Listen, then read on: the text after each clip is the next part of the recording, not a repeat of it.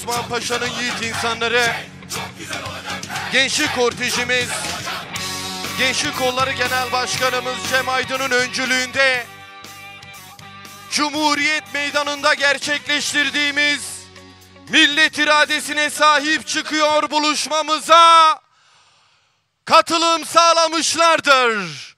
Hoş geldiniz Mustafa Kemal.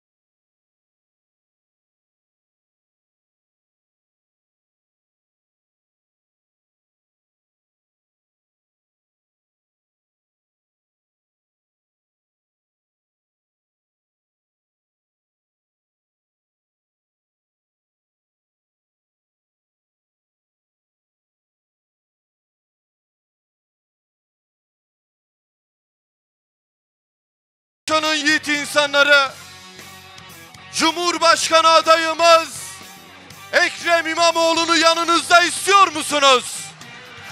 İstiyor musunuz? Tutuklu belediye başkanlarımızı yanınızda istiyor musunuz? İstiyor musunuz? Sandığı önünüzde istiyor musunuz? İstiyor musunuz? Yüreğinize, nefesinize sağlık sevgili Gazi Osman Paşalılar. Kurtuluş yok tek başına. Ya hep beraber, ya hep beraber, ya hep beraber. Kıymetli dostlar, birliğimizin, beraberliğimizin ve kardeşliğimizin nişanesi olan ay yıldızlı Türk bayraklarını kaldırır mısınız lütfen? Kaldırın ay yıldızlı Türk bayraklarımızı. Dost düşman, bugün Gazi Osman Paşa Cumhuriyet Meydanı'nda gerçekleştirdiğimiz millet iradesini sahip çıkıyor, mitingini izliyor.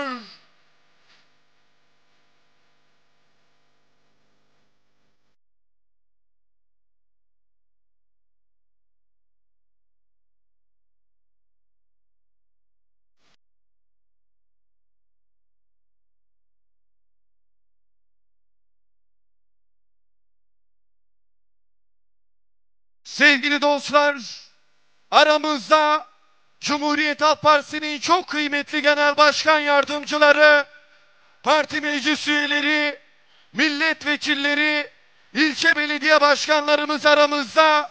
Hoş geldiniz diyorum. Genel başkan yardımcımız Özgür Karabat'ı görüyorum. Hoş geldiniz diyorum. Genel başkan yardımcımız Suat Özçağdaş'ı görüyorum. Hoş geldiniz diyorum.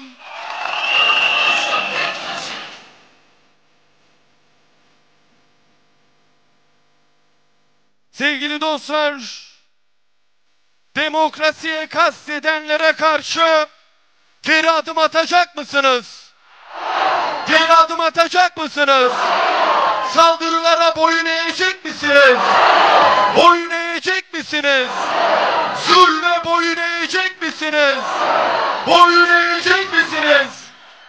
Peki Gazi Osman Paşa'nın yiğit insanları, millet iradesini yok sayanlara bir tokat atacak mısınız?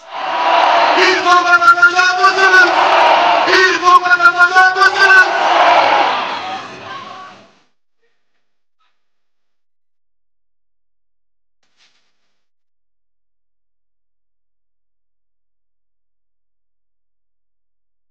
Sevgili dostlar, hep birlikte yoklama alalım mı? Yoklama alalım mı? Parti meclis üyemiz Baki Aydöner. Baki Aydöner. Önceki dönem milletvekilimiz Aykut Erdoğdu. Aykut Erdoğdu. Sizlerin helal oylarıyla göreve getirdiğiniz belediye başkanlarımız Hakan Bahçetepe. Hakan Bahçetepe. Utku Caner Çaykara. Utku Caner Çaykara. Hasan Akgün. Hasan Akgün. Profesör Doktor Ahmet Özer. Ahmet Özer. Rıza Akpolat. Rıza Akpolat. Alaaddin Kösener. Alaaddin Kösener. Resul Emrah Şahan. Resul Emrah Şahan. Mehmet Murat Çalık. Mehmet Murat Çalık. Oya Tekin. Oya Tekin. Kadir Aydar. Kadir Aydar.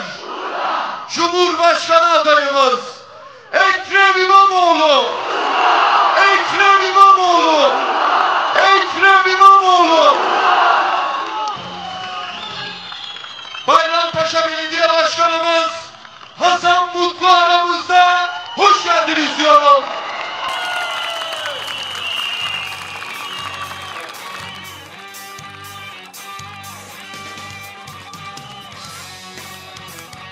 Bayrampaşa Belediye Başkanımız Hasan Mutlu sizleri selamlıyor. Çekmeköy Belediye Başkanımız Orhan Çerkez.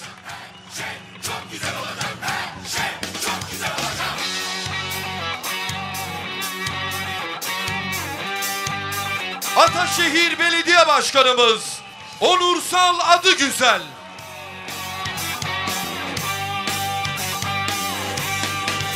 Sancaktepe Belediye Başkanımız Alper Yegin.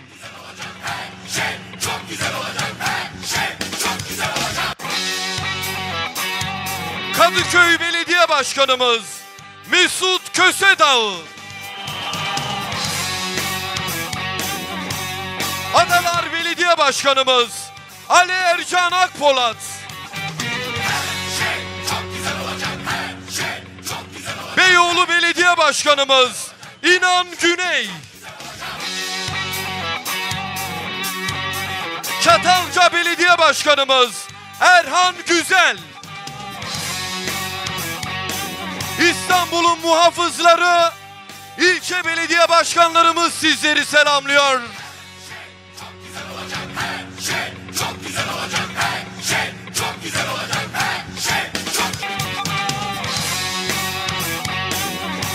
Sevgili dostlar, Genel Başkanımız Sayın Özgür Özel ne demişti? Bu kürsü milletin kürsüsüdür. Demokratik hakkını kullandığı için 68 gün Silivri zindanlarında tutsak edilen öğrenci arkadaşımız Yiğitcan'ı konuşmalarını yapmak üzere buraya davet ediyorum.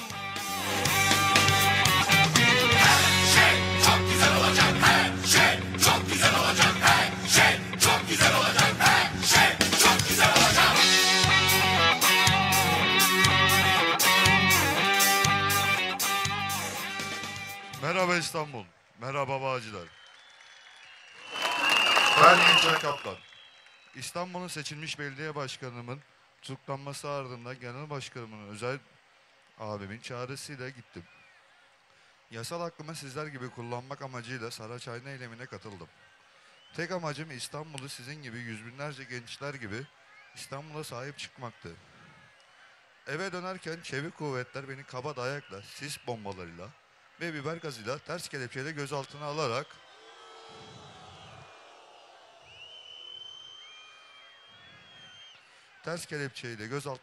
Vatan Emniyeti Güvenlik Şube'ye götürdüler. 5 gün boyunca aç bırakılarak psikolojik işkenceye maruz kaldım.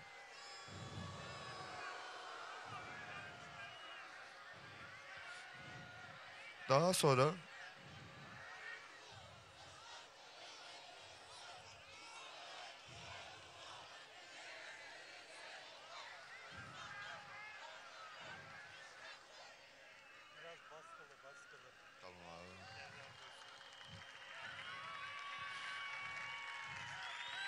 sonra Metris cezaevine götürdüler.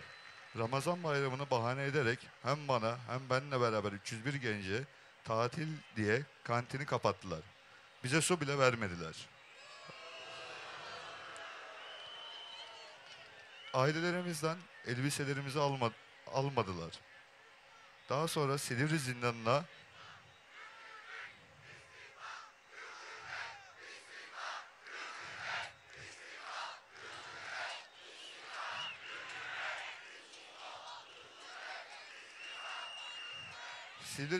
götürdüler. Arkadaşlarımı tekli hücreye koyarak işkenceye devam ettiler. Tutuklu kaldığım sürece her türlü zulmü, her türlü işkenceyi gördüm. Bu genç yaşımda size soruyorum. Niye ben vatanda 5 gün sonrasında 68 gün Silivri cezaevinde tutsak ettiniz? Ben adam mı öldürdüm? Ben uyuşturucu mu sattım? Ben deprem zamanında depremzedelere çadır mı sattım? Ben ne yaptım?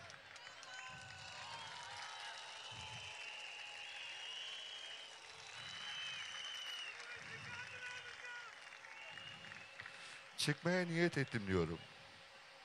Sadece başkanıma güvendim, İstanbul'a sahip çıkmaya niyet ettim diyorum. Çünkü sahip çıkamadan gözaltına aldılar. Ellerinde hiçbir delil olmamasına rağmen Cumhurbaşkanına hakaret iddiasıyla 68 gün tutsak kaldım. Hiçbir suçum yoktu. Ben ve ailem 68 gün boyunca mahkum ettiler. Ama unuttuğunuz bir şey var. Ben korkmadım. Korkmayacağım.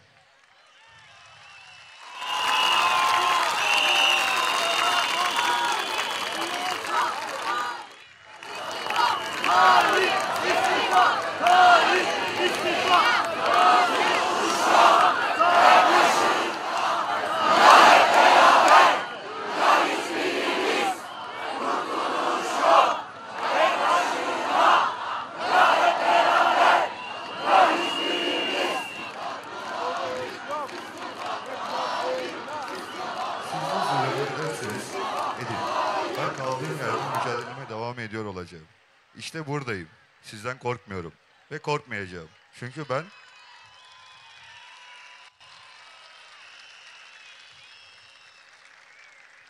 Çünkü ben halkım, ben köylüyüm, ben öğrenciyim. Cezaevindeki siyasi tutsakların sesi olmaya kaldığım yerden devam edeceğim.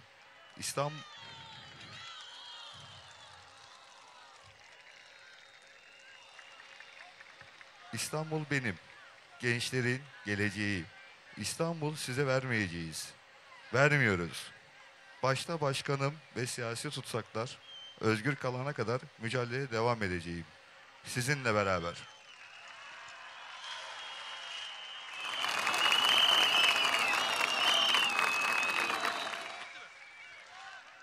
Çok teşekkür ediyoruz Yiğitcan arkadaşımıza.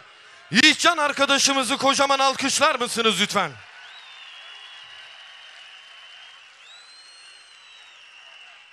Sevgili dostlar, Gazi Osman Paşalı hemşerilerini selamlamak üzere Tekirdağ Milletvekilimiz Nurten Yontar'ı buraya davet ediyorum.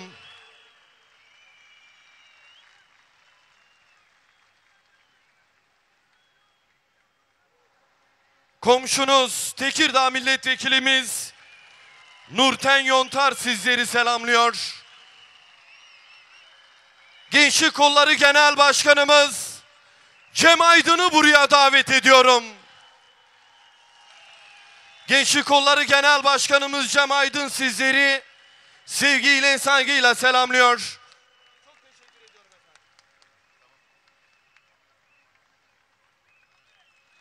Sevgili dostlar, biraz önce bana gelen bir bilgiyi sizlerle paylaşmak istiyorum. Cumhurbaşkanı adayımız Ekrem İmamoğlu Silivri zindanlarından şu an bizleri izliyor. Selam olsun Silivri zindanlarında tutsak edilen Cumhurbaşkanı adayımız Ekrem İmamoğlu'na. Selam olsun Silivri zindanlarında tutsak edilen seçilmiş belediye başkanlarımıza.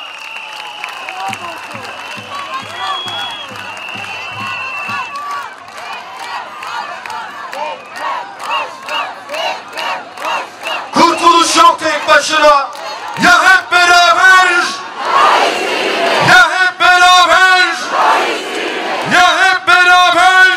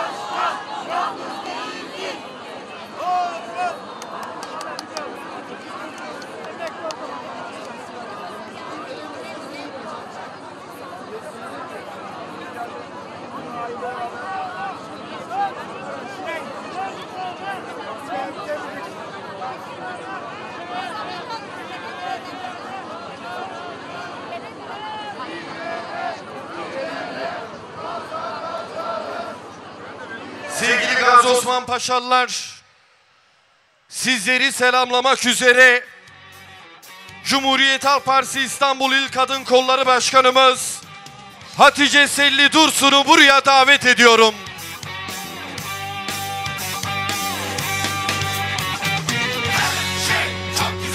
İl Kadın Kolları Başkanımız Hatice Selli Dursun sizleri selamlıyor. Sizleri selamlamak üzere Cumhuriyet Halk Partisi İstanbul İl Gençlik Kolları Başkanımız Erdem Kara'yı buraya davet ediyorum. İl Gençlik Kolu Başkanımız Erdem Kara sizleri selamlıyor. Sevgili Gazi Osman Paşalılar, her şey olmak üzere Cumhuriyet Halk Partisi Gazi Osman Paşa İlçe Başkanımız Yalçın Kızılaslan'ı buraya davet ediyorum. Şimdi buraya Cumhurbaşkanı adayımız Ekrem İmamoğlu'nun mektubunu okumak üzere Cumhuriyet Halk Partisi İstanbul İl Başkanımız Özgür Çelik'i davet ediyorum. Çok güzel olacak her şey, çok güzel olacak her şey, çok güzel olacak. İstanbul İl Başkanımız Özgür Çelik sizleri sevgiyle, saygıyla selamlıyor. Değerli Gazi Osman Paşalılar, kıymetli İstanbullular, zalimlere karşı, zulüme karşı Gazi Osman Paşa Meydanı'na geldiniz. İyi ki geldiniz. Hepinizi saygıyla ve sevgiyle selamlıyorum.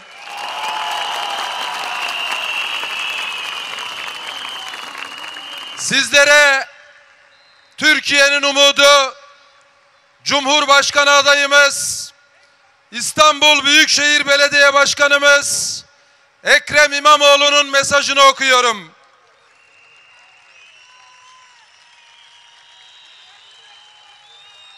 Sevgili Gazi Osman Paşalılar, benim iyi kalpli cesur hemşerilerim, zor zamanlardan geçiyoruz.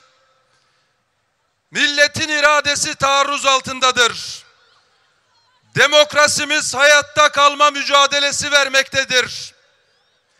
Hukuk yerle bir edilmiş, adalet can çekişmektedir. Bu en ağır şartlar altında bile hiçbirimizde bir korku, bir yılgınlık yok. Çünkü bugün yaşadıklarımızın vadesi dolmuş bir iktidarın son çırpınışları olduğunu biliyoruz.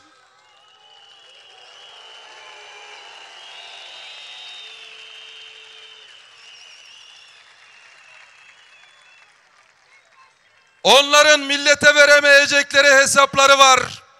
Onun için korkuyorlar. Ama biz korkmuyoruz. Yılmıyoruz. Çünkü haklıyız ve güçlüyüz. Değerli İstanbullular, bu cümleyi tekrar etmek istiyorum. Ekrem Başkanımız Silivri zindanında 15 metrekare bir hücrede dimdik ayakta, biz korkmuyoruz diyor, yılmıyoruz diyor, çünkü haklıyız ve güçlüyüz diyor. Silivri zindanında dimdik ayakta duruyor.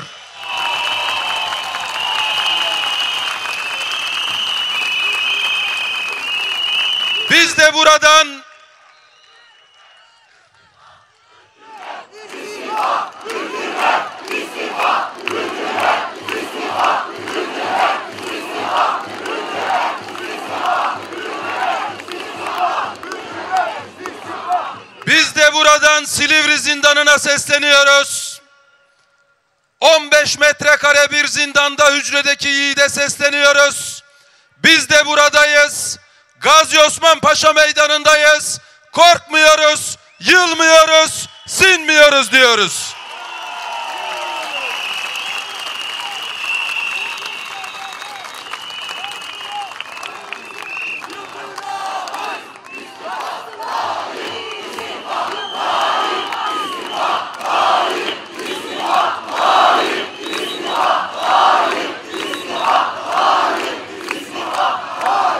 Korkmuyoruz, yılmıyoruz.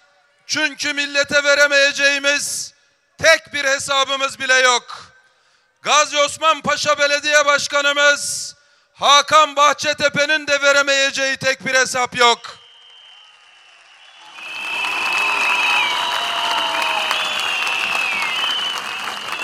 Buradan Gazi Osman Paşa Meydanı'ndan Silivri zindanına Hakan Başkan'a da hep birlikte bir selam gönderiyoruz.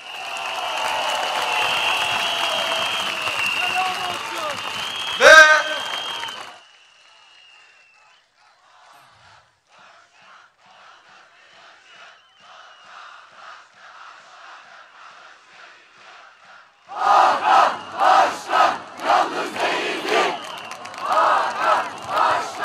Avcılar Belediye Başkanımız Utku Caner Çaykara'nın da veremeyeceği tek bir hesap bile yok.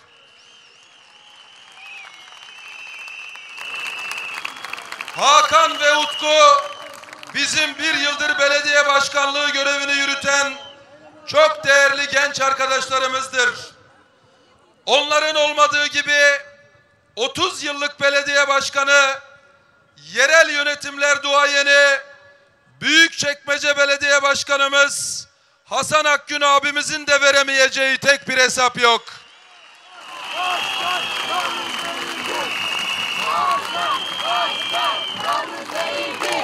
Ceyhan Belediye Başkanımız Kadir Aydar'ın, Seyhan Belediye Başkanımız Oya Tekin'in ve tutuklanmış tüm diğer belediye başkanlarımızın, belediye çalışanlarımızın da veremeyeceği tek bir hesap bile yok.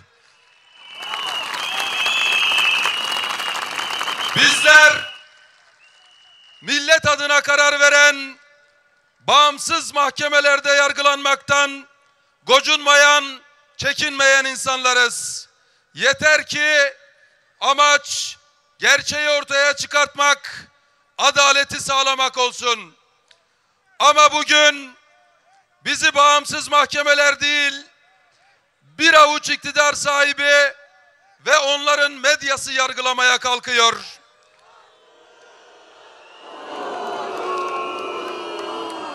Diyor ki Ekrem Başkanımız, biz yargılanmıyoruz. Biz peşin peşin suçlu ilan ediliyor, sistemli iftiralara, organize yalanlara maruz kalıyoruz. Evet, bu cümleyi tekrar etmek istiyorum.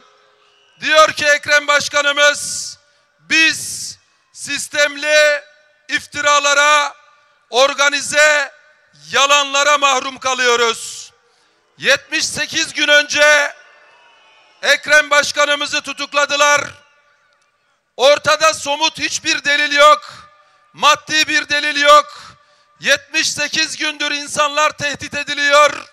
Özgürlükleriyle, aileleriyle tehdit ediliyor ve iftiralara, yalanlara zorlanıyor.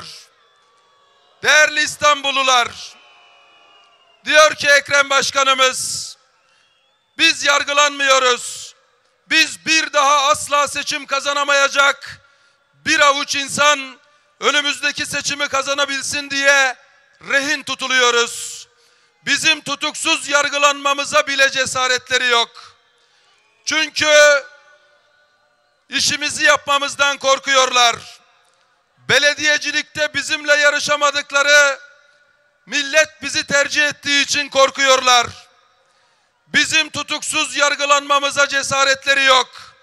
Çünkü sokakta, çarşıda, pazarda vatandaşla iç içe olmamızdan korkuyorlar.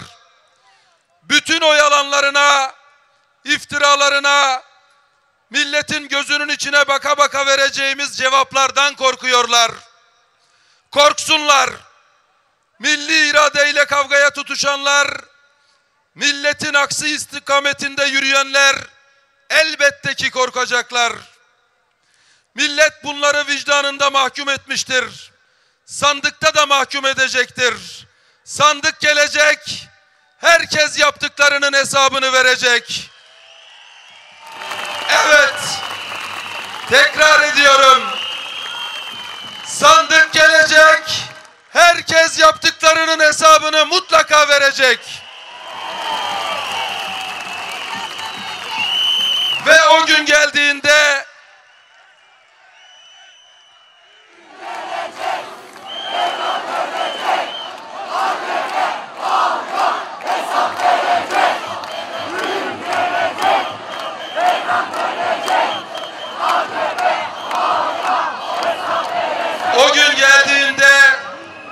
bir pazar günü adalet hasretiyle sandıklara koşacağız ve hep birlikte özgürlüğün, eşitliğin, kardeşliğin iktidarını kuracağız. Yoksulluğu, çaresizliği, umutsuzluğu bu topraklardan söküp atacağız. Adil, özgür ve müreffeh bir ülkede hep birlikte güven içerisinde yaşayacağız. Her şey çok güzel olacak. Her şey çok güzel olacak. Her şey çok güzel olacak. Her şey çok güzel olacak. Ekrem İmamoğlu, Silivri Zindanı.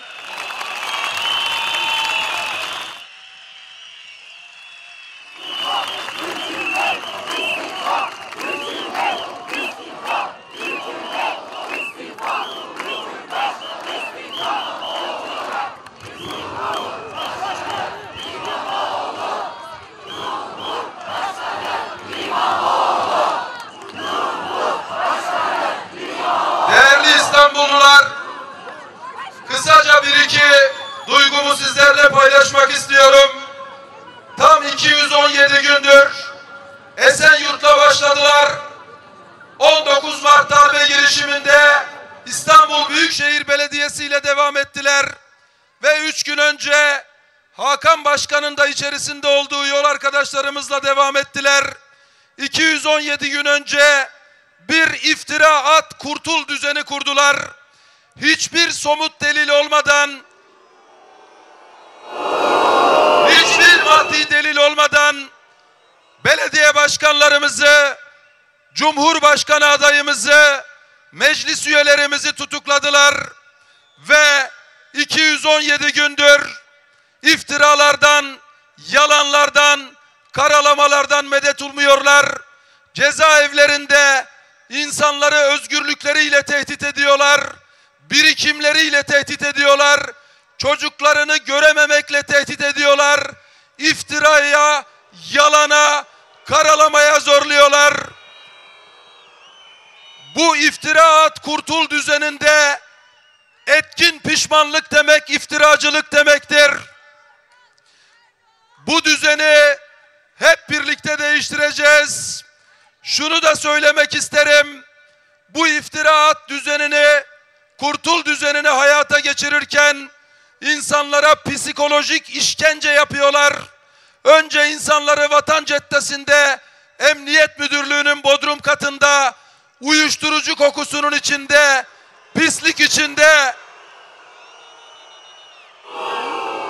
yarım saatlik, birkaç saatlik ifadeler için 4 gün aç bekletiyorlar, susuz bekletiyorlar. Sonra da toplama kamplarındaki görüntüler gibi, savaş suçlularına yapılmayan muamelelerdeki görüntüler gibi adliyeye sevkler yapıyorlar ve masumiyet karinesini ayaklar altına alıyorlar ve insanları cezaevinden başka cezaevlerine nakil ederek ailelerinden uzaklaştırıyorlar. Bunun adı tam anlamıyla psikolojik işkencedir. Bugün Mehmet Murat Çalık Başkan'ı İzmir'e sevk ettiler. Murat Ongun Çorlu'da, Necati Özkan Kartepe'de, Fatih Keleş Kandıra'da, Mehmet Ali Çalışkan İzmir'de. Bunun adı psikolojik işkencedir. Bunun adı insanları ailelerinden uzaklaştırmaktır. Şunu bilsinler, bizim bu topraklarda 1000 yıllık bir serüvenimiz var. 150 yıllık anayasa deneyimimiz var. 102 yıllık cumhuriyet deneyimimiz var. Bu topraklar büyük zalimler gördü, büyük zulümler gördü. Ama o zalimlerin karşısında, o zulümlerin karşısında adalet için mücadele edenleri gördü. Özgürlük için mücadele edenleri gördü. Ülkemizin ikinci kurtuluş mücadelesini veriyoruz. Zalimler, zulüm yapanlar tarihin karanlığında yok olup gidecekler. Adaletin, özgürlüğün mücadelesini verenler milletin gönlünde sonsuza kadar var olacaklar. Hepinizi saygıyla ve sevgiyle selamlıyorum.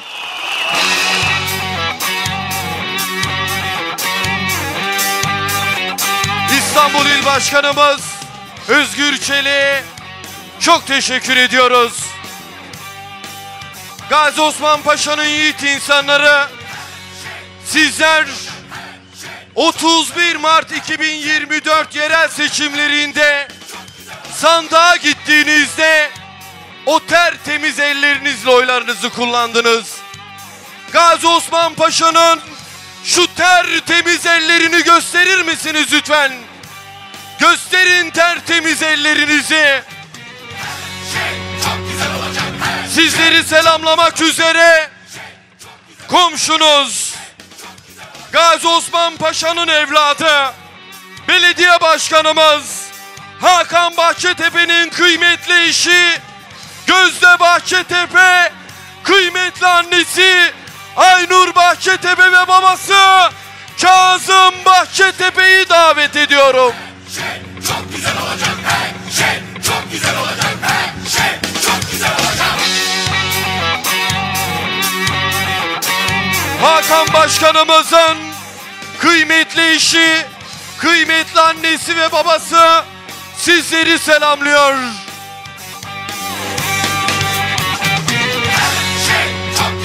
Her şey, her şey, her şey.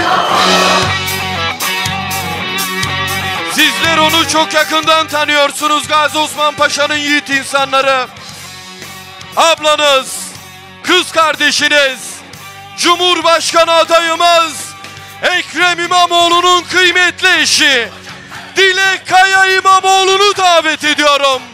Başkanımızın emaneti, İstanbul'umuza gözü gibi bakan İstanbul Büyükşehir Belediyesi Başkan Vekilimiz Nuri Aslan'ı davet ediyorum.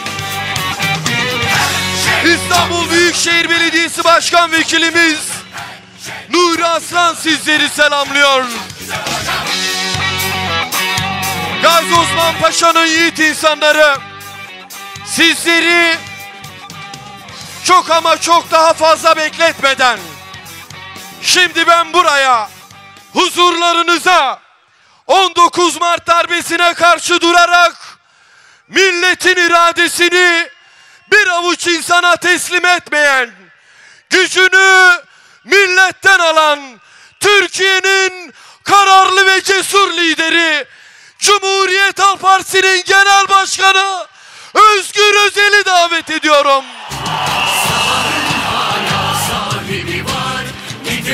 Umudumuz Genel Başkanımız Özgür Özel sizleri sevgiyle, saygıyla selamlıyor.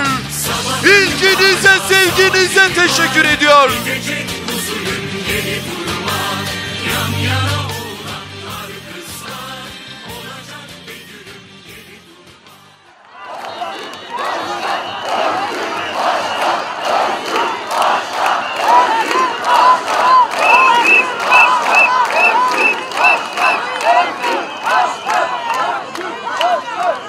Göktepe'den taş Tatlı Tarla'ya, Küçükköy'den Bağlarbaşı'na, Sarıgöl'den Fevzi Paşa'ya, selam olsun güzelim Gazi Osman Paşa'ya.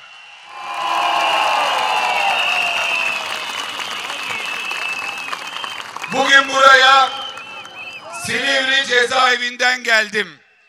Bu meydana, bu meydanın seçtiği, güvendiği, Gazi Osman Paşa'yı emanet ettiği Hakan Başkanımızın, Hakan Bahçetepe'nin selamlarını getirdim, teşekkürlerini getirdim.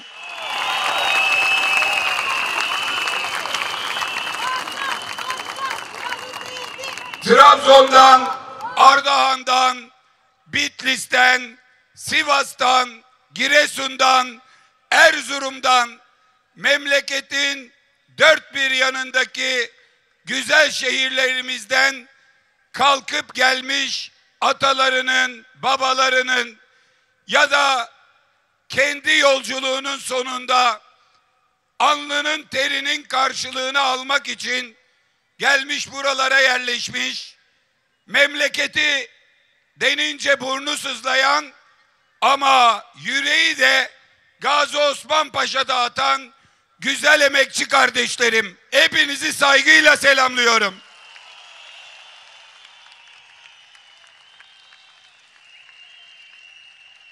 Alnının terini yıllarca tezgaha damlatmış, toprağa damlatmış, gözünün nurunu akıtmış ve emeklerinin karşılığında, emekliliğinde Türkiye Cumhuriyeti tarihinin emeklisinin yaşadığı en zor günleri yaşayan ve hayata karşı, yoksulluğa karşı büyük sıkıntılar çeken ama kurtuluşu da itirazda bu meydanlarda arayan canım emeklilerim, değerli büyüklerim, hepinizi saygıyla selamlıyorum.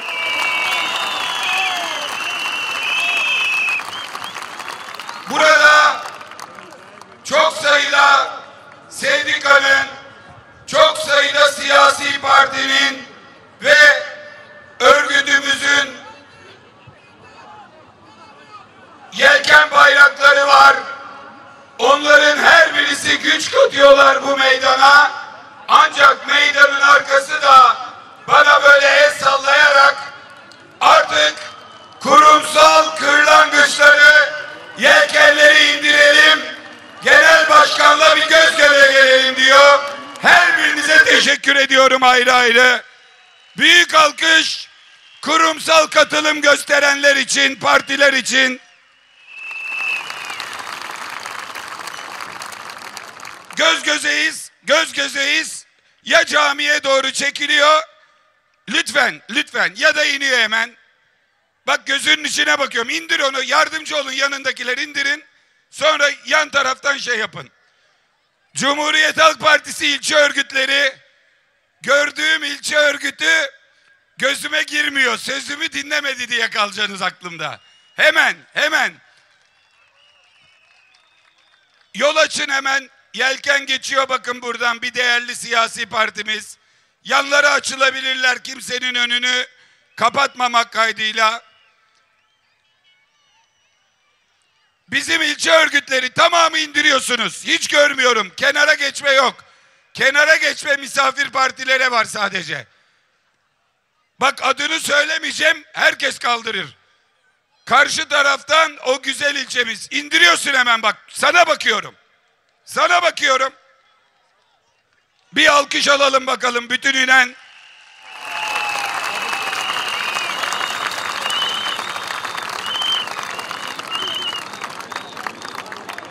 Her bir sokağı göç, yoksullukla bir mücadele öyküsü bu kentin.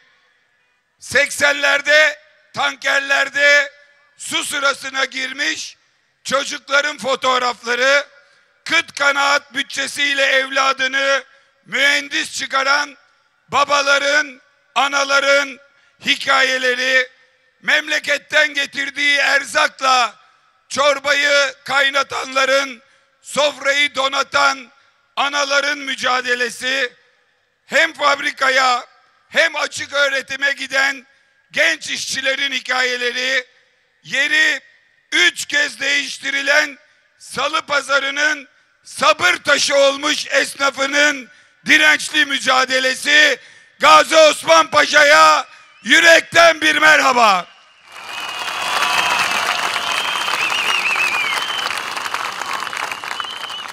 ...19 Mart darbe girişiminden beri önce 7 gün 7 gece Saraçhane'de, sonra köprüyü geçip Maltepe'de, sonra Anadolu'ya açılıp Samsun'da, Yozgat'ta, Mersin'de, Konya'da, Van'da, İzmir'de, Düzce'de, Antalya'da bu darbeye karşı ses yükselttik.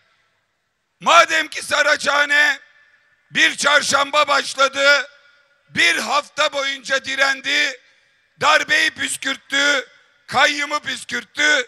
Çarşamba akşamları da aynı saatte hep İstanbul'dayız dedik. Ne İstanbul'da ne Anadolu'da. Bütün beklentilerin aksine eksilmedik, arttık. Heyecanımız, inancımız, mücadelemiz azalmadı, çoğaldı. Meydanlar, çünkü buraya öyle miting yapmaya, bir yerlerden toplanıp da gelen belediyelerin işçileri ya da kamu çalışanları, birilerinin gözüne girmek için getirilenler değil, bu meydana, hatta şöyle söyleyelim, miting yapmaya değil, eylem yapmaya gelenler var. Eylem yapmaya.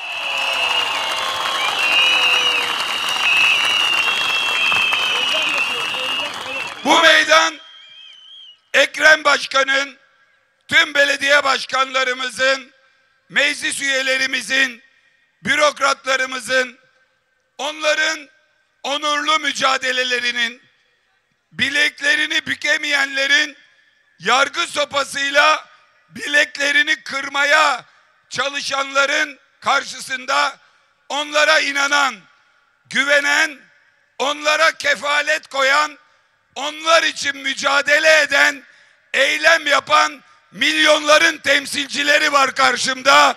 Hepinizle gurur duyuyorum.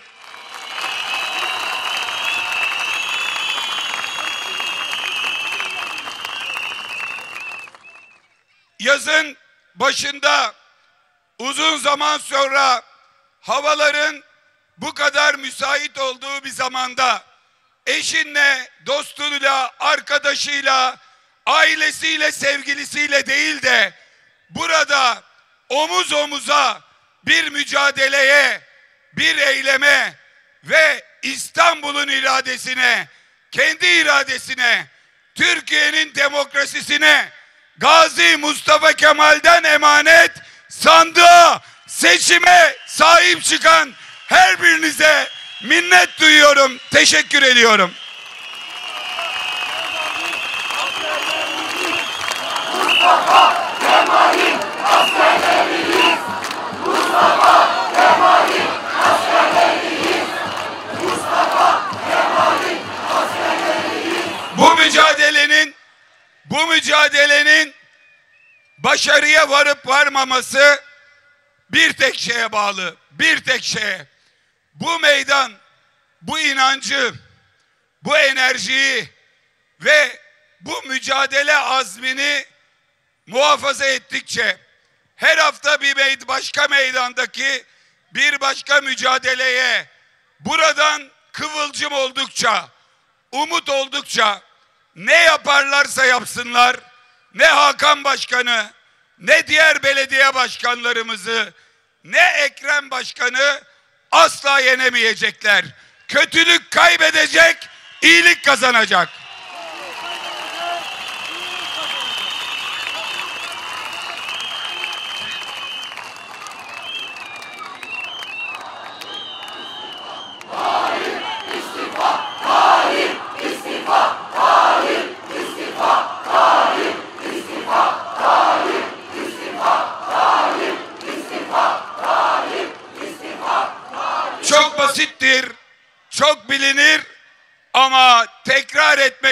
fayda var. Kazanmak için sonuçta öyle bir gün, bir sefer, birazcık değil, gerçekten kazanmak için 3 şeye ihtiyaç var. 1, ahlaki üstünlüğe. 2, psikolojik üstünlüğe. 3, çoğunluk enerjisine. Bakın. Bir bakın Gözde'nin gözlerine. Bir bakın Hakan'ın babasının gözlerine. Bir bakın anneme. Bakın. Ahlaki üstünlük kimde, görüyor musun Erdoğan? Görüyor musun? Bir bakın şu meydana. Psikolojik üstünlük kimde? Çoğunluk enerjisi kimde?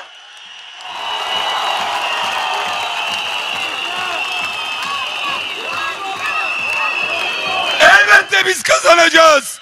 Elbette biz kazanacağız. Haklıyız. Bu annemin gözyaşlarında boğulacaklar.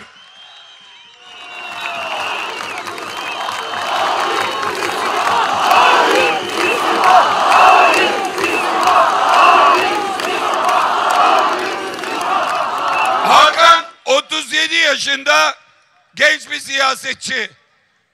7 sene önce, 6 sene önce şu meydanlarda bütün partilerin kurduğu standları Hakan'la babasıyla birlikte geziyordum ben bundan 7-8 sene önce. O zamanlar burası AK Parti'nin kalesi. 1963'ten beri 12 tane seçim olmuş. Bir tek 89'da kazanmışız. Ama kusuru Gazi Osman Paşa'da bulmamışız. Kendimizde aramışız. Daha doğru aday demişiz. Daha örgütlü mücadele demişiz. Hep birlikte çalışırız, kazanırız demişiz. Hakan gibi bir ilçe başkanına, örgütün bir evladına siyasi yatırımı yapmışız. Görevi vermişiz. Çalışmış. Babasının hediyelik eşya dükkanında esnaflık yaparak büyümüş bir çocuk. Ticaret yapıyor. Şurada bir kişinin gözüne bakamayacağı, arkasından kötü konuşacağı bir hikaye bırakmamış arkasında. Aday olmuş.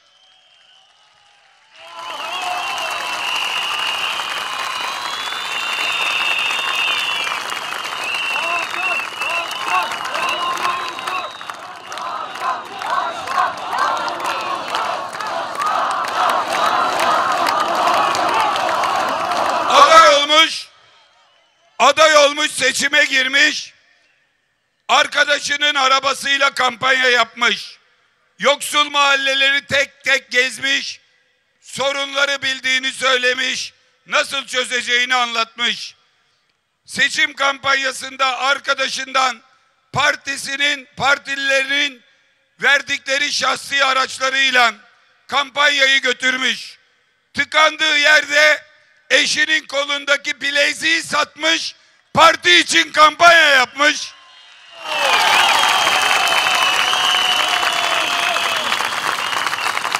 Seçim gecesi olmayacak şeyi başarmış. Bir bakmışlar seçimde o AK Parti'nin kalesi denilen yerde Hakan kardeşim 1000 farklı önde. 1000 farklı önde. Sandıkta çamur, sandık başında çamur, ilçe seçim kurulunda çamur. Hatay'da koca Hatay'da 2000 fark var. Bütün sandıklarda itiraz var.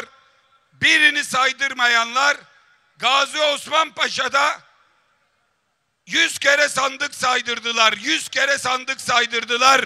Günlerce saydırdılar. Bütün oyları bir daha baktılar. Ama Hakan'a mazbatayı vermek zorunda kaldılar.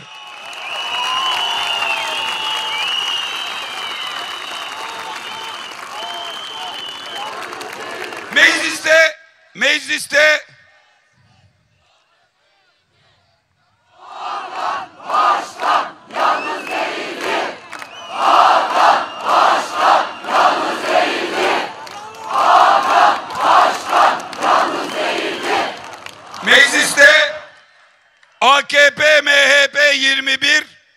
Cumhuriyet Halk Partisi 17. Ama belediye başkanlığında Hakan Başkan %41 oyla seçimi kazandı. O günden bugüne hazmedemiyorlar, sindiremiyorlar ve nasıl yaparız? Gazi Osman Paşa'yı ellerinden, Hakan'ın elinden, Cumhuriyet Halk Partisi'nin elinden alırız. O oyunlara bakıyorlar. İşte şimdi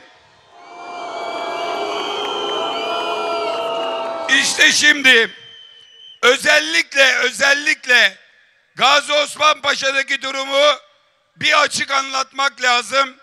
Bütün Türkiye'nin bilmesi lazım. Biz yeniden oyları sayarken 1 Nisan sabahı önceki belediye başkanı, seçimi kaybeden belediye başkanı Aziz İhsan Aktaş denilen kişinin bir başvurusunu, durun arkadaş, ambulans, sağlık görevlisi, hemen burada çok yakında, koş.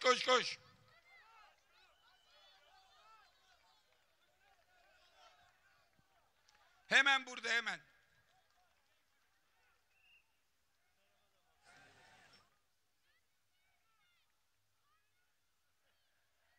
Arka tarafa çok bakamıyorum. Herkes arkaya geçiyor. Bak bizim partililere yasak. Bir tane kalmadı burada. Buyurun. Değerli Gazi Osman Paşalılar, bir önceki belediye başkanı 21 Nisan sabahı bir evrak yollamış. Belediye meclisinde AK Parti MHP çoğunluğu var. Evrak sisteme girmiş. Hakan mazbatayı alınca önünde görmüş. Bu ne demiş? Geçmişte geldi, iade edildi, düzeltildi, bir daha geldi.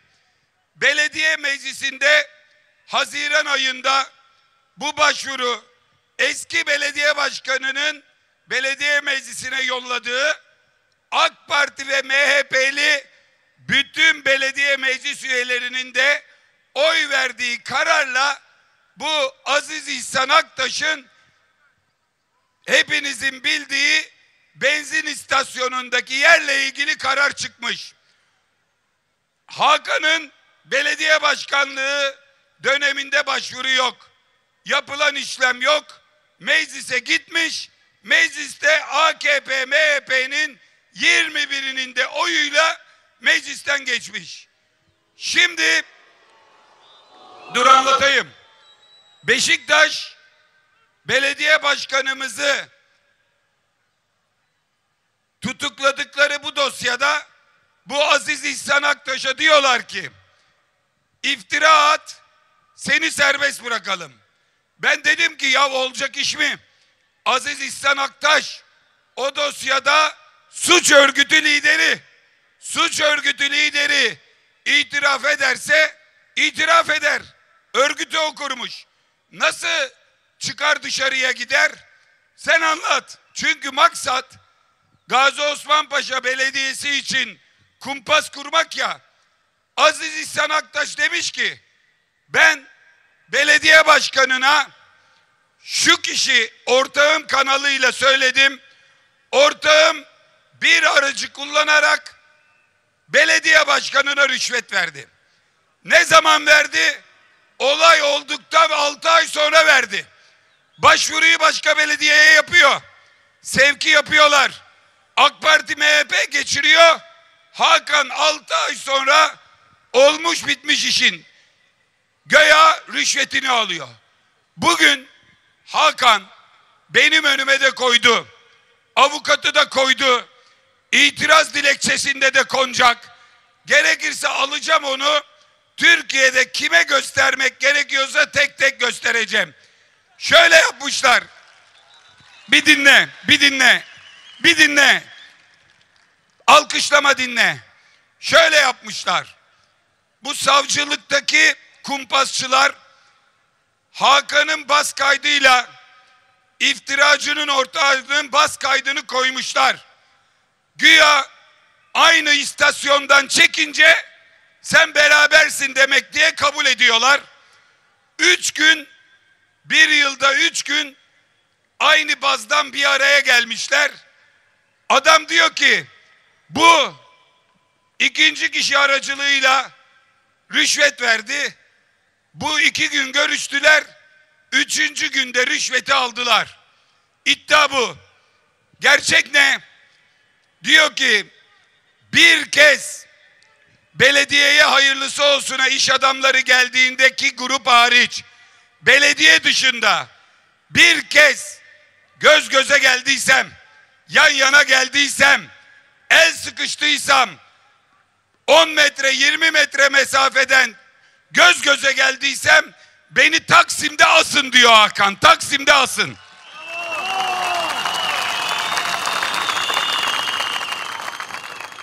Nasıl ispatlamış? Bütün Türkiye duysun kumpası. Görüşmenin biri 24 Kasım'da.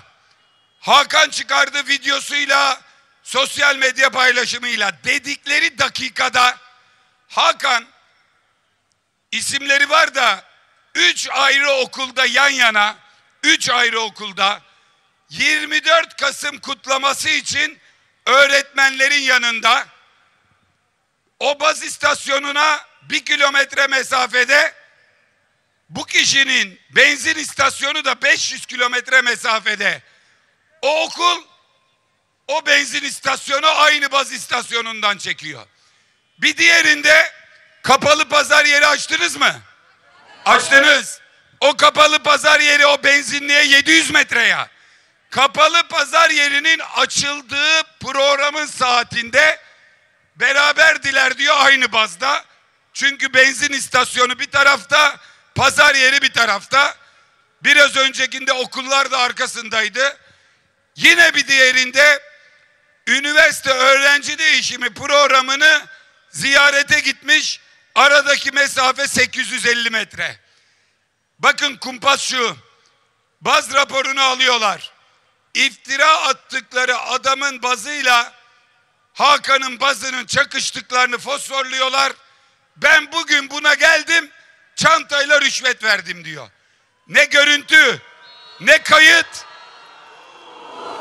ne görüntü, ne kayıt, ne parayla ilgili bir iz, bir emare. Ama bunun üstüne böyle net açıklamaya rağmen Hakan'ı aldılar, içeriye koydular. Şimdi yarın İçişleri Bakanlığı Hakan'ı görevden uzaklaştırma yapacak tutuklu diye.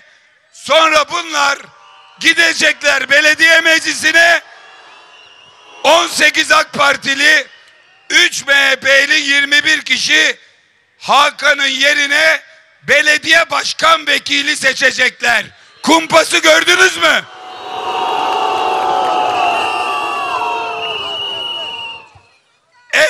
Eğer bu baz kaydıyla, bu işlemle bu belediyeye çökülürse, bu belediyeye çökülmesi demek artık Adalet ve Kalkınma Partisi'nin zaten emareleri var, her işareti var ama sandık fikrini kafasında bitirdiğini, darbeye hepten niyetlendiğini, bir daha da seçim yapmamaya hazırlandığını gösterir.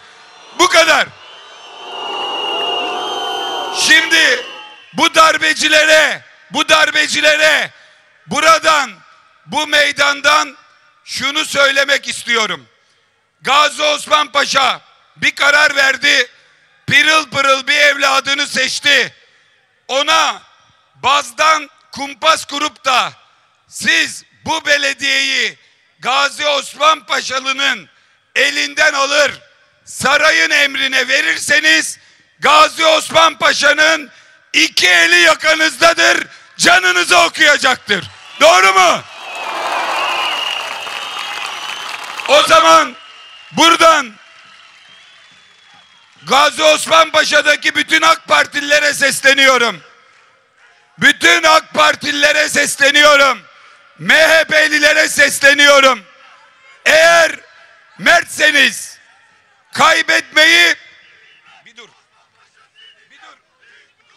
Bir dur, bir dur. Bir dur güzelim, dur. Derdimi anlat. Dik dur, eğilme diyor bana. Hiç öyle bir halin var mı? Seni göreyim diye eğildim mecbur.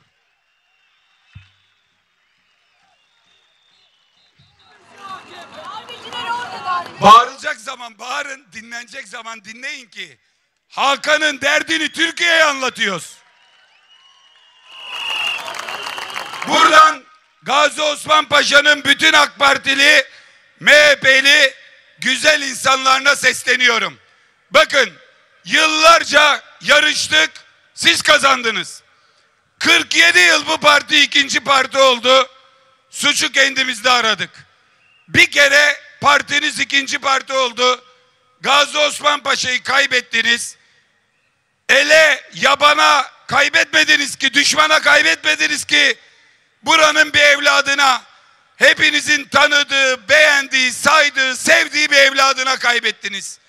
Şimdi bu Gazi Osman Paşa'yı sizin gibi herkesin helal oylarıyla seçim sonucuna göre verilmiş bir karar uygulanmak varken darbe yapmaya, haksızlıkla almaya kalkıyorlar.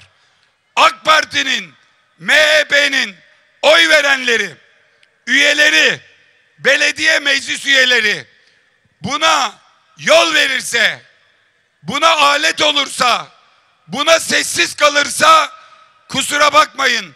Hakan tarihe bir kahraman olarak, siz de tarihe bir kalleşliğe susarak, sessiz kalarak ortak olmuş olursunuz. Buna izin vermeyin.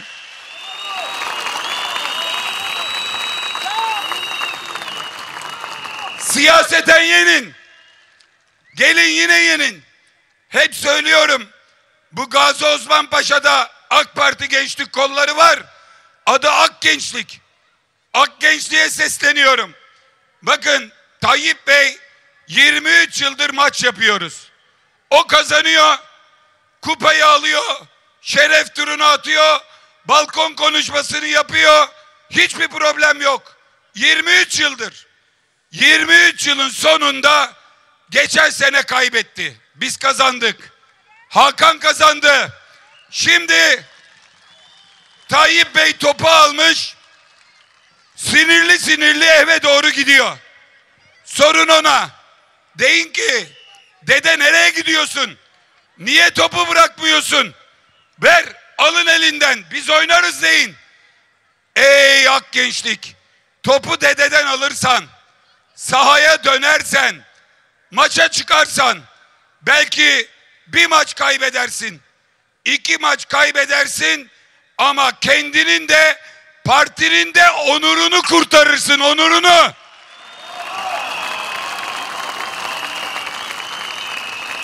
Kazanamadığı seçimden sonra, kaybettiği maçtan sonra topu alıp kaçmak, oynatmam demek, topu keseceğim demek demokratlık değildir. Bir kişinin, bir yapının, bir partinin demokrat olup olmadığı kazanınca ne yaptığıyla ölçülmez. Kazanınca sevinmek, övünmek, böbürlenmek kolay. Kaybedince ne yapıyorsun sen? Topu alıp kaçıyorsan demokrat değilsin. Darbecisin sen. Darbecisin. Ha? Şimdi olur. Dik dur, eğilme. Osman Paşa seninle.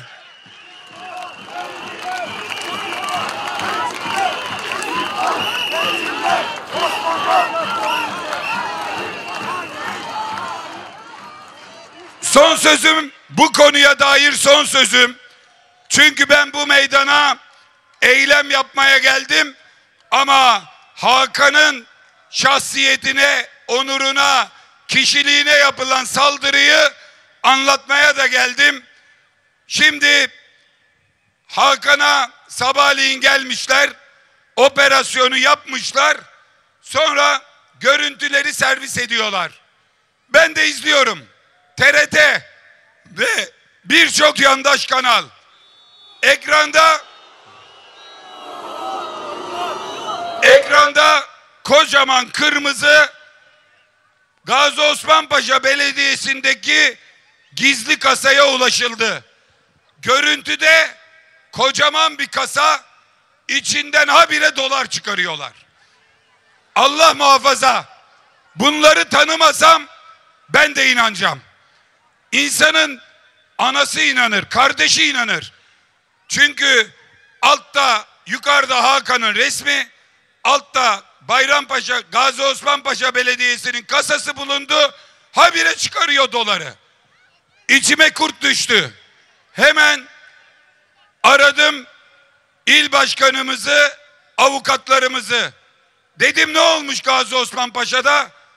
Dediler ki doğru, var bir kasa. Kim kurmuş kasayı? Bir önceki belediye başkanı. Peki ne çıkmış içinde? Abicim indirsene hakikaten, bak arka taraf bıktı artık. Yardımcı olun, yanındakiler birlikte indirin. İndir. Bak çok rahatsız oluyorlar. İndir 2 dakika. Ha? İndir. Bir alkış yapın amcama.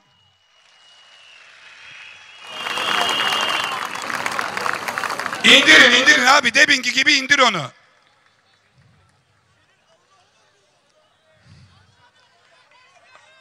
Alın, yardımcı olun. Şimdi şunu söyleyelim.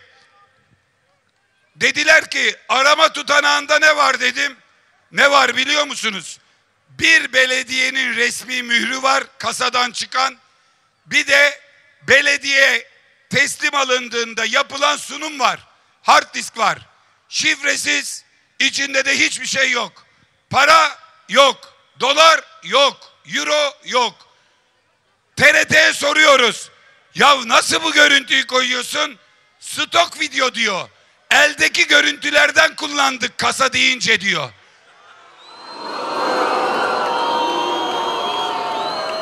Aynı şeyi Ekrem Başkanımızın koruma müdürü, güvenlik amiri Mustafa Akın'a geliyorlar, alıyorlar. Soru, başka yerde evin var mı?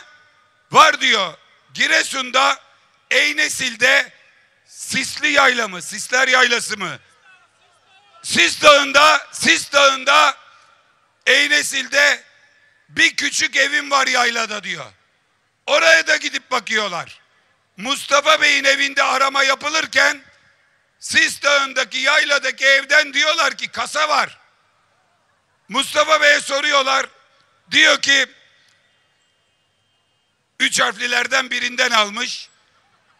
Beylik silahıyla 2 kutu mermi sığarmış. Beylik silahı yanında, 2 kutu mermi içeride. Şifreyi veriyor 4 rakamlı. Bir de B'ye basınca açılıyormuş. Açmışlar, 48 tek mermi çıkmış 2 kutunun içinde. Tutanak böyle. Altyazı Ekrem İmamoğlu'nun koruma müdürlüğünün Yayladaki villasında dev kasa. Kasanın içinden dolarlar. Şimdi televizyonu başındaki iman sahibi, inanç sahibi bütün vatandaşlarımıza, ahlak sahibi bütün vatandaşlarımıza soruyorum. Gazi Osman Paşa meydanından size sesleniyorum. Bu dosya suçla dolu olsa, bu dosyadaki insanların yolsuzlukla işi olsa, bu dosyada delil olsa, Mustafa Akın'ın dandik kasasından, Gazi Osman Paşa Belediyesi'nin evvel ezel olan kasasından hiçbir şey çıkmadığı halde TRT'ye stok video yayınlatırlar mı be kardeşim? Bunlar sahtekar, yalancı, iftiracı.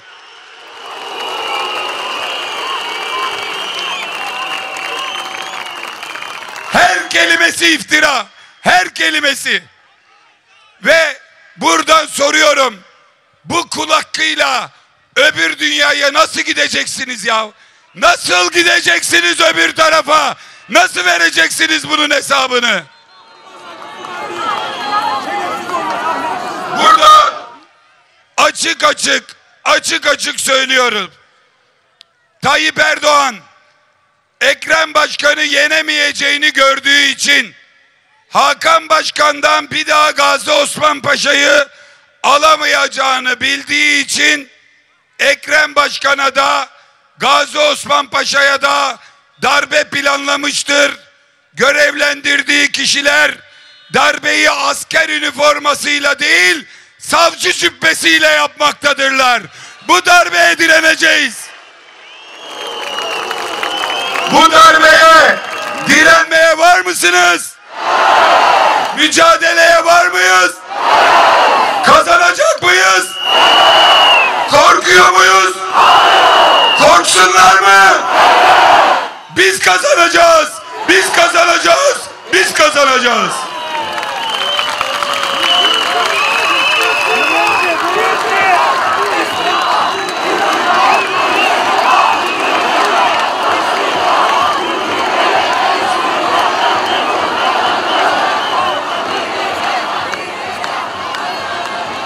Olabilir. Diyorlar ki kurtuluş yok.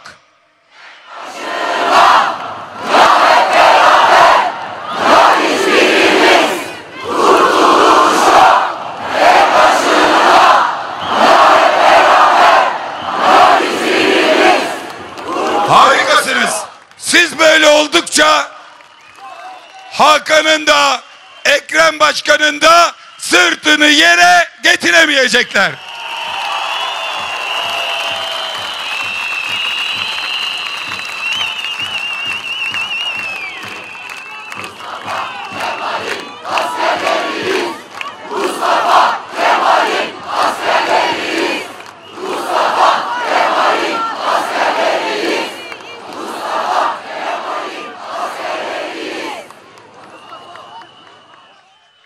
Dün sabah bu operasyondan sonra arkadaşlarımız sağlık muayenesine, sonrasında da adliyeye götürülürken darbe döneminde askerlerin yaptığı gibi çok eski zamanlarda suç örgütlerine, terör örgütlerine yapılan bir muameleyle ip gibi dizdiler.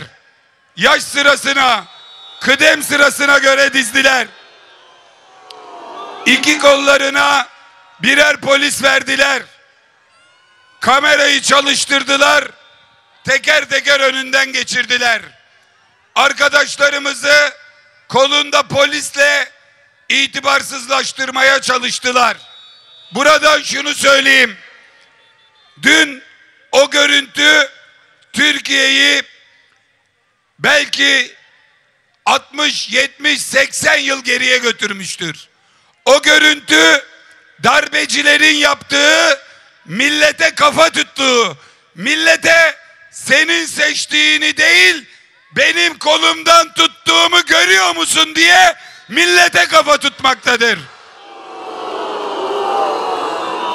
O görüntüdeki polis emir kulu, ama o görüntünün talimatını kim verdiyse, kim verdirdiyse, o görüntüyü kim istediyse onun bu milletin yakasından tutup kafasını yere vurmasını görene kadar bana durmak yok, huzur yok.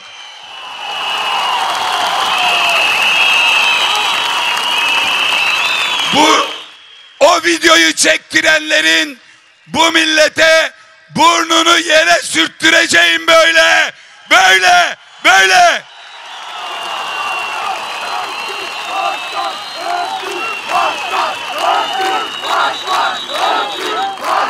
Akın, sert kayaya çarptın oğlum. Akın, sert kayaya çarptın.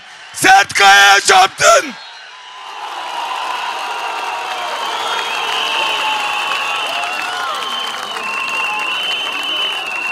Aklınızı başınıza takının Akın. Sert kayaya çarptın.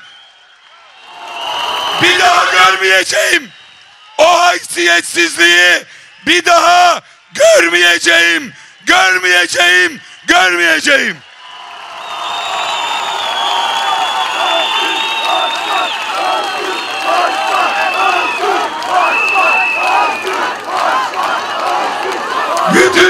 İstanbul'a soruyorum.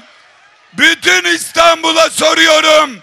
Cevabını buradan duysunlar. Bir daha bizden birilerinin ailesine, evladına, büyüklerine ağır gelecek bir görüntü çeken olursa, çekeni de çektireni de bin pişman etmeye var mısınız? Var mısınız? Sabrımızın sonundayız. Saraçhane'deki kararlılıkla söylüyorum. Gelirim, darmadağın ederim. Aklını başına topla.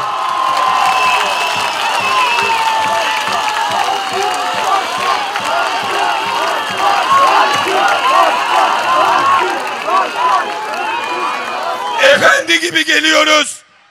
Eylemimizi yapıyoruz. Dağılıyoruz. Ama tepemin tasını attırma. Dağılmamak üzere toplanırız. Dağılmamak üzere.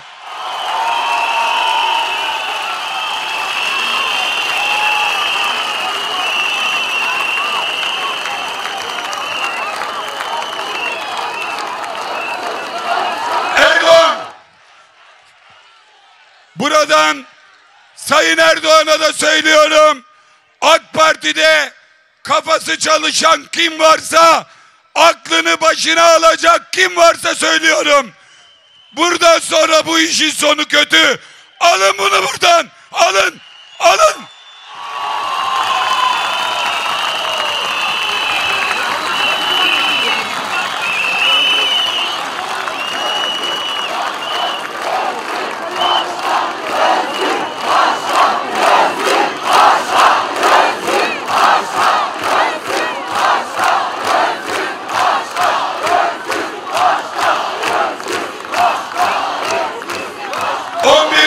Başkanımız, 11 belediye başkanımız, her biri birbirinden temiz, çalışkan, suçu başarmak, suçu kazanmak, suçu AK Parti'yi yenmek, suçu Tayyip Erdoğan'ı yenecek olmak, onu yenecek Cumhurbaşkanı adayına, Cumhurbaşkanı adayımıza, siz milletimiz takdir ederse Türkiye'nin bir sonraki Cumhurbaşkanı Ekrem İmamoğlu'na sahip çıkmak olan 11 arkadaşımız var orada. Esenyurt Belediye Başkanımız Ahmet Özel'e, Şişli Belediye Başkanımız Resul Emrah Şahan'a, Beylikdüzü Belediye Başkanımız Mehmet Murat Çalık'a, Beşiktaş Belediye Başkanımız Rıza Akpolat'a, Beykoz Belediye Başkanımız Alaaddin Köseler'e, Büyükçekmece Belediye Başkanımız Hasan Akgün'e, Avcılar Belediye Başkanımız en gencimiz Utku Caner Çaykara'ya, Adana Belediye Başkanımız, Seyhan Belediye Başkanımız Oya Tekin'e, Ceyhan Belediye Başkanımız Kadir Aydar'a ve ellerini partimize uzattılar. Parti meclis üyemiz Baki Aydöner'e, benim canım kardeşim, önceki dönem milletvekilimiz, Genel Başkan Yardımcımız Aykut Erdoğdu'ya ve bugün yaş günü olan, şimdi Gazi Osman Paşa'dan, İstanbul'un sesi en gür korosundan seslenecek olduğumuz Ekrem Başkanımıza öncelikle şöyle bir seslenelim. İyi ki doğdun Ekrem, iyi ki doğdun Ekrem, iyi ki doğdun, iyi ki doğdun, iyi ki doğdun Ekrem, iyi ki doğdun Ekrem. İçeride yatan Ekrem Başkan'a ve bütün yiğitlere selam olsun. telefonların ışıkları doğum günü pastasına mum olsun Ekrem Başkan'ın. Yiğidim aslanım, Ekrem Başkanım, selam olsun sana. Geliyor yiğidim aslanım.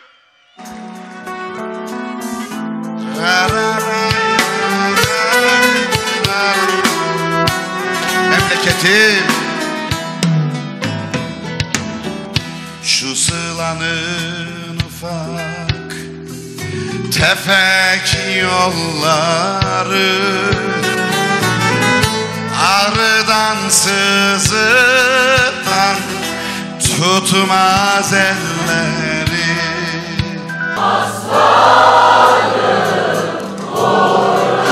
Devamını hatırlıyor musunuz? Çok kolay biliyorsun. Ne bir haram yedi, ne cana kıydı,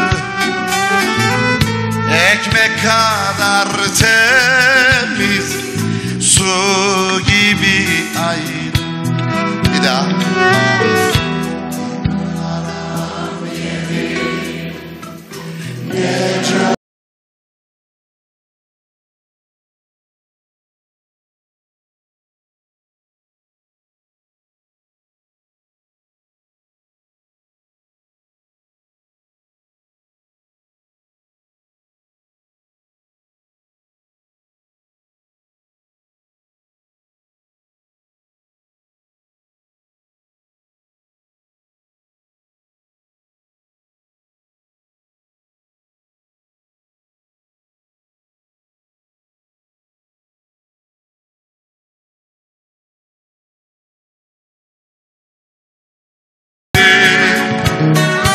bir ara veriyoruz. Hiçbir yere gitmeyin. Türkiye'nin güzellikleri. Koroyu da bozmayın. Ara olsa da biz de söylemeye devam edelim.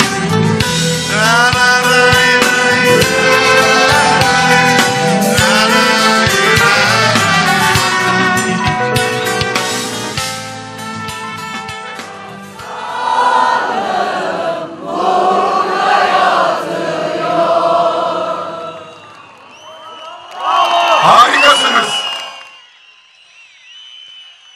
Gazi Osman Paşa'nın yiğit evlatları, güzel insanları, bu muhteşem koro için her birinize ayrı ayrı teşekkür ediyorum. Elleriniz dert görmesin. Bu 19 Mart'ın ağır bir maliyeti var. 60 milyar dolar. Bu parayı emekliye versen 14.500 lira emekli maaşı alanlar bir el kaldırsın göreyim. Dünya kadar, dünya kadar. Her birinize 30'ar bin lira maaş verebilirdik bu parayla. Hem de bu paranın 1/10 bir yıl, bu para 10 yıl yeterdi size 30 bin lira vermeye. Türkiye'nin dört bir yanında çiftçiler borçlu, köylüler borçlu. Bu paranın yarısı bütün köylülerin borcunu ve faizini kapatıyor. Bu parayla atanmayan öğretmenlerin 1 milyon öğretmeni atayabilir, 3 yıllık maaşını peşin yatırabilirdik. Bu parayla her işsizimize 15 bin lira işsizlik maaşı bağlayabilirdik. Bu parayla 3 bin lira verdiğimiz, KYK kredisi verdiğimiz öğrencilerimize 30 bin lira KYK kredisi bağlayabilirdik. Ve bu parayla biz aslında vatan evlatlarına onların yüzünü güldürebilirdik. Ama Tayyip Bey bakan evlatlarının geleceğini garantini altına almaya çalışıyor. Kurban Bayramı geliyor. Biraz önce emekliye, asgari ücretliye seslendim. Bir kez daha hatırlatalım. Yarın Arife, öbür gün Kurban. 2002'de AK Parti geldiğinde kurbanlık koç 150 lira, asgari ücret 185 lira. Asgari ücretin içinden bir kurban alıyorsun. Bugün asgari ücret 22 bin lira, kurbanlık koç 25 bin lira. İnanın bu kadar kötü bir çelişki var ama emekliyi duysanız onların hali bin beter. 2002'de en düşük emekli maaşıyla 2 tane kurbanlık koç alıyordun. Şimdi 2 emekli bir araya gelse bir kurbanlık koçu zor alıyorlar. Yani tam 4 kat kurbanlık üzerinden emekli erimiş bitmiş. Hastam var. Tam kameranın arkasına sağlık görevlisi. Canlı yayın kamerası var. Koruma arkadaş gidiyor. Sedye de geliyor, tamam. Bu arada bu sağlık emekçileri ilk günlerde çok daha zorlandılar. Ama Saraçhane'den beri sürekli koşuyorlar. Onların şahsında Türkiye'deki bütün sağlık emekçilerine yürekten bir alkış.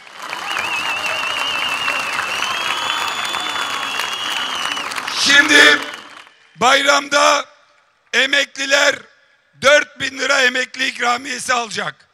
Bunu da müjde gibi duyurdular, erken vereceğiz diye.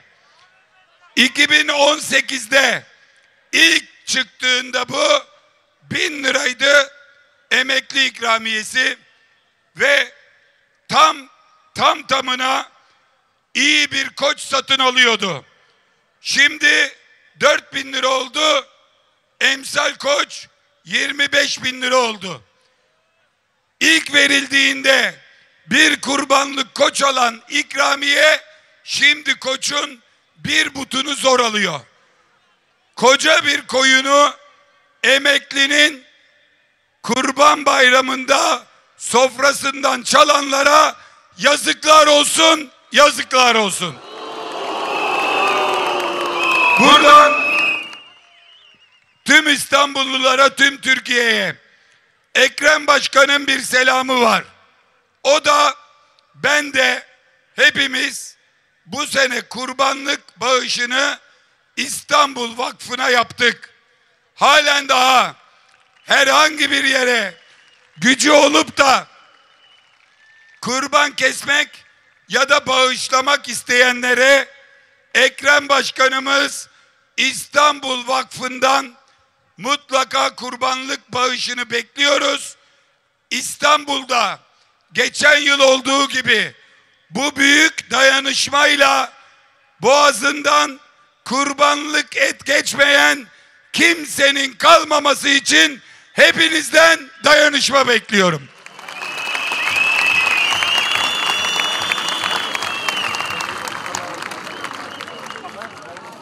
Şimdi işin sonuna doğru geliyoruz. Çoğunuz Gazi Osman Paşa'dan ama çeşitli ilçelerden de bu zor gece için, bu dayanışma gecesi için ama bu da gösterdiğiniz büyük birliktelikle, muhteşem enerjiyle bu dirençli dayanışma, iradeye sahip çıkma, darbecilere meydan okuma, onlara meydanı bırakmama gecesi için her birinize ayrı ayrı teşekkür ediyorum.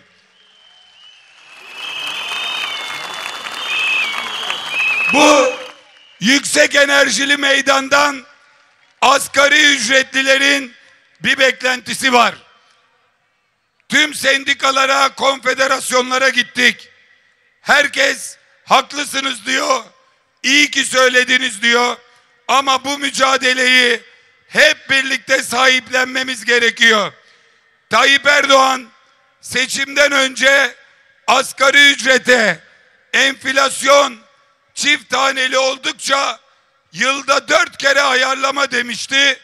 Geçen sene bir kez bile ayarlamadı.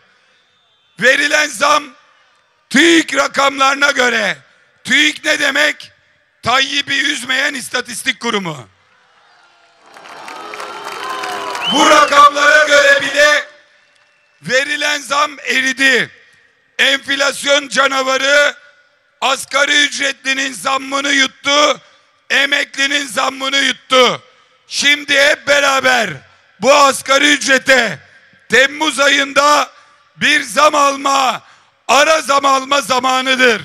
Hep birlikte o gür ve güzel seslerinizle emekçi kardeşlerime bir dayanışma bekliyorum.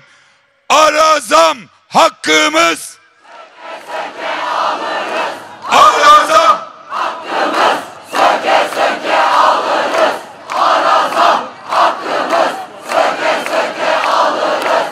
Ve emeklilerimiz için de zaten geçen sefer gerçek enflasyonu değil, beklenti enflasyonunu verdikleri için, TÜİK'e envai çeşit numara çektirdikleri için emeklilerin de maaşları eridi. Onlar için de seyyanen zam bekliyoruz. Ve buradan hepinizi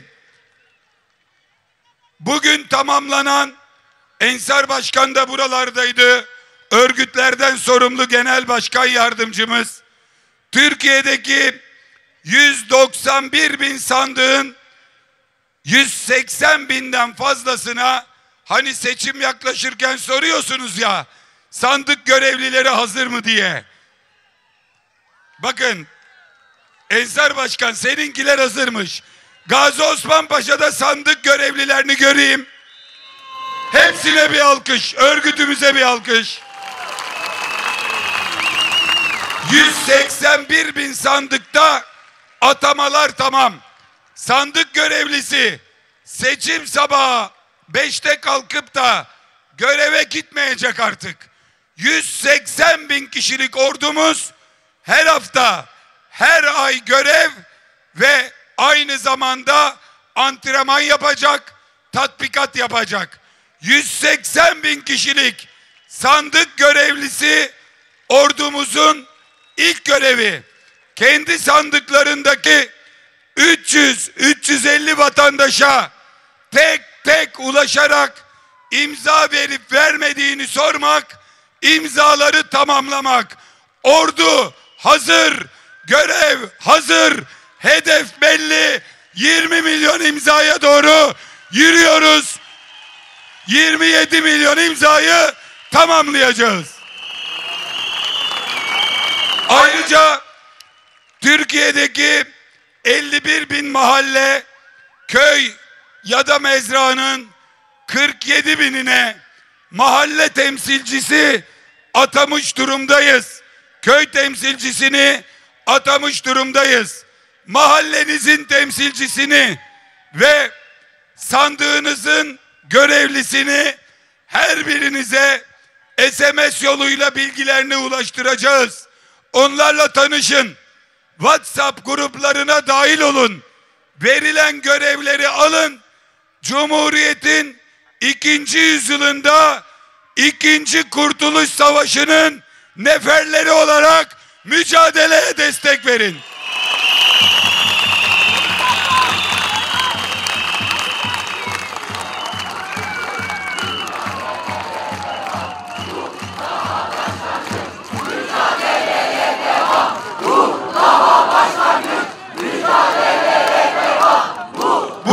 Başlangıç, mücadeleye devam diyorlar. Hepimiz mücadeleye hazır mıyız? Mücadeleye var mıyız? Enerjimiz yüksek mi?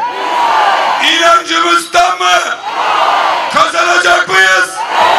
O zaman yürüyelim arkadaşlar. Hadi yürüyelim.